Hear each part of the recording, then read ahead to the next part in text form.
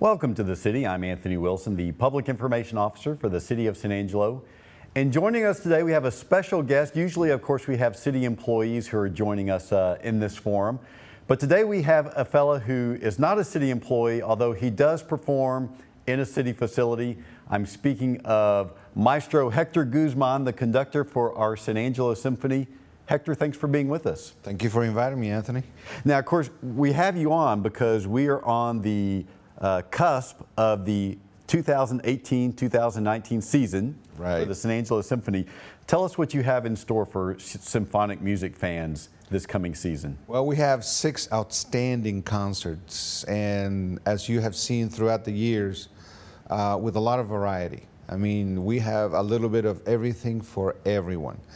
To those who like great classical music, well, we have music of Rachmaninoff, Tchaikovsky, Beethoven.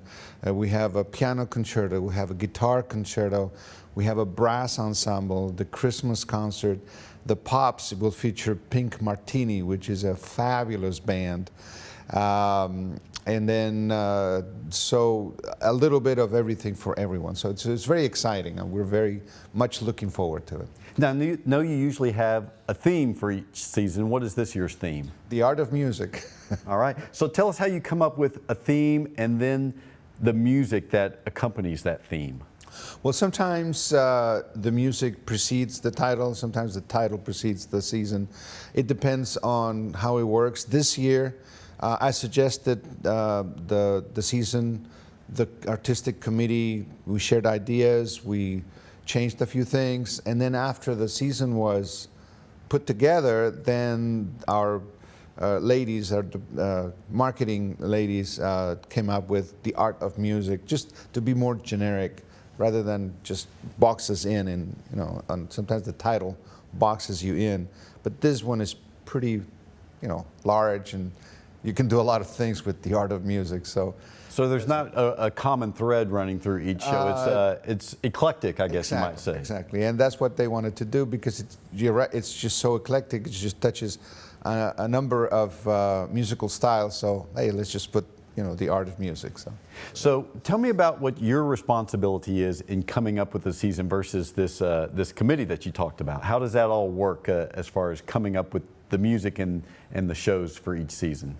Well, many orchestras now in the United States, the music director, and as I do here, we present several options to an artistic committee.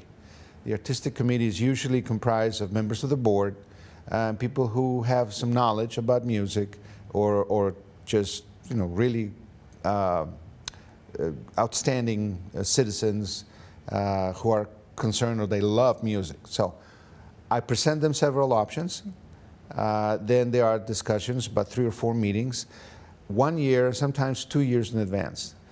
2 days ago, we were talking already about the 2019-2020 season. Oh, wow. Because many of the artists that we want to bring, they get booked. And if you don't book them 1 year in advance, you won't get them. So after those meetings, then we present that committee's recommendation to the executive committee. The executive committee presents it to the board, and we make sure that all the finances are taken care of, and if it fits, then it's approved. So it has, at the end, I have the final say-so, but the artistic committee helps me a lot by presenting different ideas, different points of view, and also they know the community, so that helps me too. So in a lot of ways, I always see that you have 2 different audiences that you're serving. One are fans of classic music. I mean, they're sort of purists when it comes to symphonic music. And the others are maybe more casual fans who maybe are drawn to the numbers that are more recognizable, movie scores and so forth, that are considered the Pops numbers that you do. How do you, during the course of a season, balance that mix between serious, quote unquote, serious symphonic music versus more popular symphonic music? Well, that's a great question, because that has been the challenge for many years, not only for San Angelo, but for many orchestras. What we try to do is for those who are purists, I'm a purist, but I also understand and know that we need to develop audiences. And so sometimes as a way of introduction, I don't think that you can present a Mahler symphony to somebody who has no idea of what classical music is without them being kind of overwhelmed and saying, well, boy, you know, I just can't take that. So what I do is try to put the two worlds at the same level. And so the audiences here in San Angelo, they know that if they come and hear a symphony by Beethoven or a symphony by Tchaikovsky or whatever, they're going to be treated to a very good product. At the same time, if I bring somebody that plays, you know, pops music or that jumps from classical to jazz, they know that it's still going to be good. So the product, we try to make sure that the product is always of the highest quality. And by doing that, I think that you tell the new audiences, it's okay. It's okay to come to a symphony concert. It's not all of these, you know, uptight people that have a lot of money and don't care about anything else. No, it is actually nice. It's casual. You can come dressed, you know, whatever pleases you. And no matter what, you are going to listen to great music. And you know what? I've seen some people who came just expecting, let's say, more popular music and all that. And now, the more they are involved, they look so forward to hearing Beethoven and Mozart and Debussy and Ravel, because they have really fallen in love with that kind of music. So it's very rewarding, actually. Well, you have just described Anthony and Christina Wilson's transformation as music fans, because, of course, you know, we're season ticket holders, Yes, second row. I know. And I think we started off, you know, really enjoying the pops music, but now we really savor the very serious classical music, because the symphony is really one of the few places that you can go to have that sort of experience. And it's, I think it's, live music is amazing. When you see 60, 70 musicians on the stage, and then you sit there and hear a great symphony by Tchaikovsky, you're overwhelmed, especially now that we're at home. We're at our Murphy Performance Hall. You look around and you see, well, this is really nice. And then you talk to people that you know they're normal. They're normal human beings. And then you hear the music and you go, wow. And of course you can't wait to come the next time. So that's what we want to do. Yeah. You mentioned about that the symphony is really for all different sorts of audiences. And I did want to touch on that, because people could go to the symphony dressed exactly like you and I are right now and be totally at home with that. And it's very affordable as well. Well, yeah, the other day I went to the movies, and after I paid the regular price, the popcorn and the drink, I went, whoa, man, it's a symphony ticket in San Angelo. It's really very affordable, and then we have discounts for senior citizens, for younger kids, for military. So it's really affordable, and that's what we want to do. You know, we make it affordable to something that is really, really nice. You mentioned that last year marked the return of the symphony to the Murphy Performance Hall in City Auditorium. What was that like, being back in that venue? Well, after 6 years of being away, well, it was probably the greatest moment of my tenure here in San Angelo, because I knew what it was to be there before, and then I knew that perhaps 2 years was probably not going to happen, but then it became 3, and then 4, and then 5, 6 years away from our home. So by the time we went there and actually started enjoying and getting used to the new acoustics, well, it was a pleasure. And now the musicians that did not want to come to play in San Angelo, now they're begging me to to play because of the new hall. So it's been exciting. How do you think that renovated space enhanced the orchestra's performance and the fans' experience?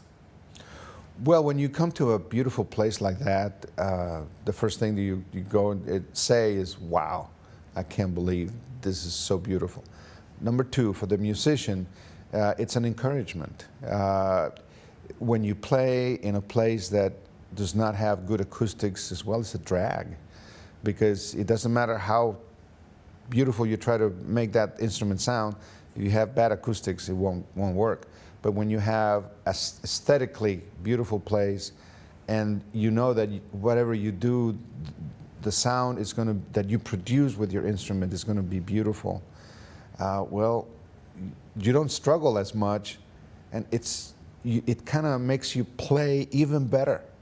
And that is so encouraging for the orchestra. So they're very happy to be home. And also for our audience, because when you hear and listen, you feel comfortable, you enjoy it even more. You mentioned you have 60, 70 musicians who play as part of the symphony. Tell us a little bit about these folks. Where do they come from? Because some of them are local in nature, such as Professor John English from Angelo State University. But you have others who come from all different corners of the state. Tell us a little bit about these folks and where they come from and who they are. Well, orchestras that are not part of a major metroplex, Dallas, Fort Worth, Houston, even Austin, these orchestras rely on freelance musicians. So we have most of our brass, some winds, and our percussion are local. Many, as you said, professors of ASU, or just people who actually live and teach here. So we're fortunate. But we have the same struggle that many orchestras have, is we don't have enough strings. We have maybe a couple of violins, a couple of violas, maybe a couple of basses, one cello here and there, but we need 30 or 35. So where are you going to get them? So for the most part, we hire the strings, and from many different places. Houston, Dallas, Fort Worth, Waco, San Antonio, and actually whoever is available. and that forms our orchestra. So we're very fortunate, actually, that we do have quite a number of good musicians here in San Angelo.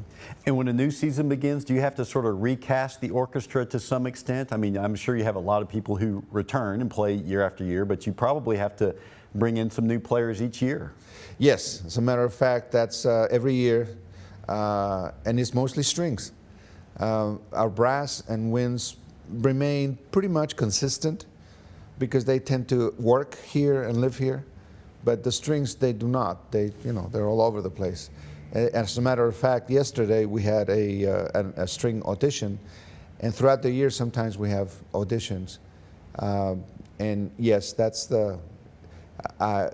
what changes most is the string personnel, except my principal players, but the rest of them, they're very different.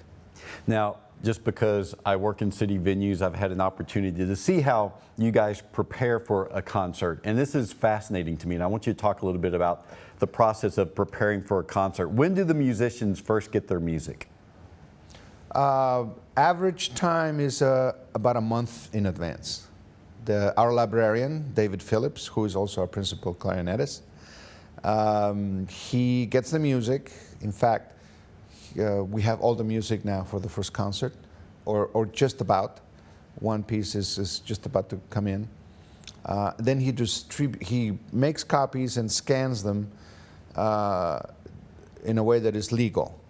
Now we have to be very careful about copyrights and everything. So once we make sure everything is correct, then he scans the music and then sends the music to the different musicians. The ones that we don't know who they're going to be, well, we try to send the music. As soon as we know who's playing, he mails the music. Except the Pops concerts. Sometimes we get the music the day off. Yeah, and so that's fascinating to me. So how much do you rehearse as a group before you take the stage for a Saturday night performance? For a very difficult performance, we have one rehearsal Friday night, and then 1.5 rehearsals on the day of the concert. So basically just 2 days, Friday and Saturday, before the performance. Now, these are professional players, so they should play their music, but sometimes it's very tough. So rehearsal on Friday, rehearsal at 10 o'clock in the morning on Saturday, if necessary, another rehearsal in the afternoon, and then the concert at night. So by the time they finish, they're exhausted. It sounds to me like it'd be like handing a playbook to the Dallas Cowboys 3 days before a game and say, here you go. And then they practice once and then they go play the game. What does that say about the professionalism and the musicianship of the folks who comprise the orchestra? Well, many years ago, the orchestra decided to be very competitive. And so now, because of those auditions, we try to hire just the finest professional players that we can afford. Obviously, there are, the very best players, well, they're playing different orchestras and we can't have them. But the very next best thing is to have the freelancers who are just as good, but that they don't have a fixed orchestra. They play in several orchestras. And we have to have the best players. If we don't have those professional players, there's no way we could do the programming that we have. There's just no way. Before we started, you mentioned that you're in your 16th season as the maestro of the orchestra. Talk about the role of the conductor during a performance. What is your job when you're there on stage? Well, my teacher used to say that the main function of the conductor is to stay out of the way. Your musicians can play, and in most cases they can play without you. But you are there to put those 60, 70 musicians each one has a different concept of the music. There are 60 or more different opinions and ways of playing. So my job is to unify everything, put it in a cohesive way. Maybe the brass is too loud, but they don't know it because they're in the back. They have no concept of how they sound in the front. So my ears help in just toning them down, or the other way around. Maybe the strings or the whatever section, they have no concept. That's why I'm in the front. And I try to put it all together and make them a cohesive unit. It's like coaching a basketball team. They play without you. They don't need you. They play. But you are the mind, you know what to do, how to attack this and all of that. That's my role. It's really a collaboration. Yes, it is. It is. I'm not a dictator. Conductors used to be like that. Not anymore. It can't function that way. But still, you have to have a firm, very respectful, but also very firm hand so that they don't do their own thing. So go ahead and make your best pitch for why people, if they've never been to the symphony, why they should come, or if they've been before, why they should come back this season.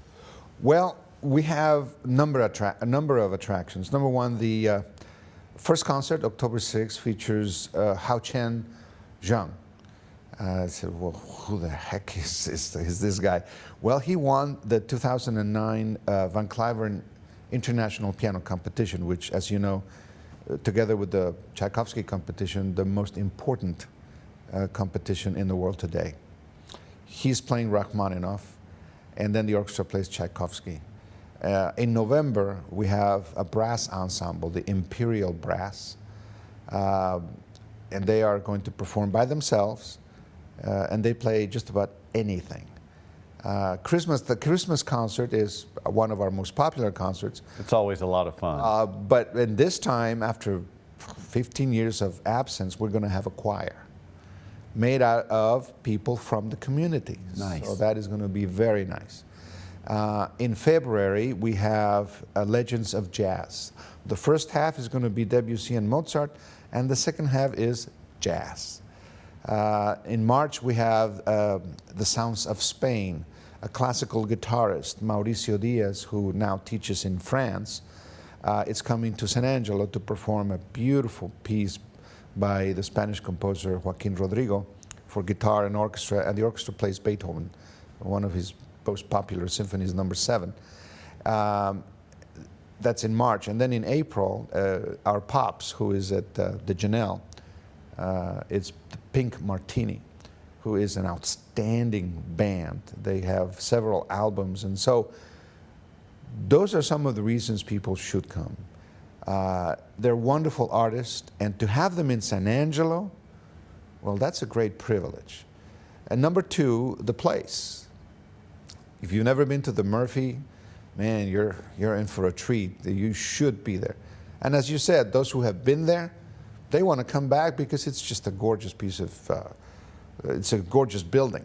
So that, and then the music, and you get to meet friends and have a good time. So it's a great Saturday night date because it's downtown and you can have dinner either beforehand or afterwards. That's or right. Drinks or whatever. And so it does make for a really lovely Saturday evening. Not only that, you touch a good point.